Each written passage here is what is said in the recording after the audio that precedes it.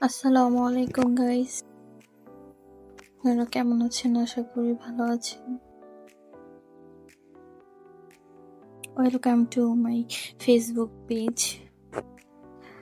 আমার জীবনের ফার্স্ট রান্না করা খিচুড়ি। আজকে হঠাৎই এই 10 মিনিটের মাথায় আসলো যে খিচুড়ি রান্না করি। আর আমার খিচুড়ি কীভাবে রান্না করা হয় জানা নাই। আমি যেমন পারি তেমন রান্না করছি। নতুন সংসার, নতুন রান্না আমার জীবনের। আশা করি আপনাদের সবাই ভালো লাগবে। এইভাবে রান্না করলে অবশ্যই রান্না মজাদার হবে। আর আর খিচুড়িটা অনেক মজার ছিল বৃষ্টির দিনে, ওয়েদারের মধ্যে রান্না করা।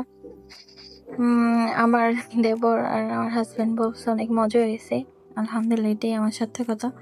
হ্যাঁ, খিচুড়িটা প্রেসার কুকারে রান্না করলে আরো বেশি মজা লাগে। জীবনের প্রথম রান্না করা। প্রথমে আমার শাশুড়ির থেকে হেল্প নেওয়া, যেহেতু আমি পারি না। তো আমার শাশুড়ি আমার বলে দিছে। তো এখানে 3 মোট চাল নেওয়া আর এক পরিমাণ মানে 1 মোট বেশি ডাল নেওয়া। আর এখানে 3-4 পদের ডাল নেওয়া হয়েছে। পরিমাণ মতো আদা, লবণ, মশলা, তারপরে ধনিয়া, জিরা, এগুলো দিয়ে হলুদ, মরিচ, তেল একবারে মাখিয়ে বসে দিচ্ছি। আর আলহামদুলিল্লাহ অনেক মজা হয়েছে।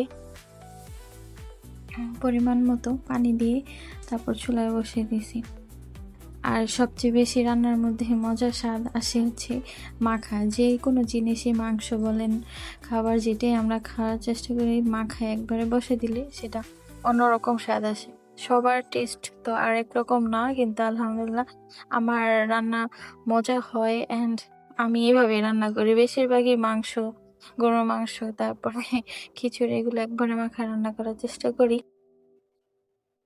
আর ওরা অনেকটাই হেলদি রাখার চেষ্টা করি খাবার। অতিরিক্ত বেশি মশলাও খাওয়ার চেষ্টা করি না। আশা করি আপনাদের ভালো লাগবে।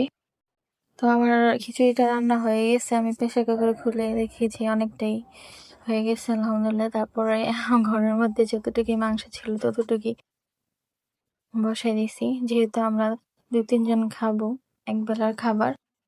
আর তো রান্নাটা বসিয়ে দিছি।